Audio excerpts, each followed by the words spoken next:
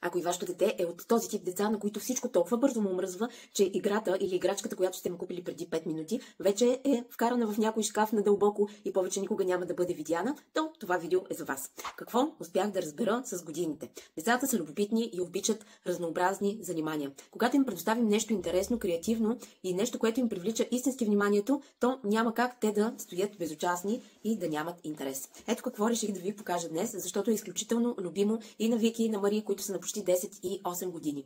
Книжка с неврогимнастики. Нещо, което не всички деца са виждали до момента. А тези неврогимнастики са толкова забавни, че дори и аз обичам да прекарвам време заедно с тях.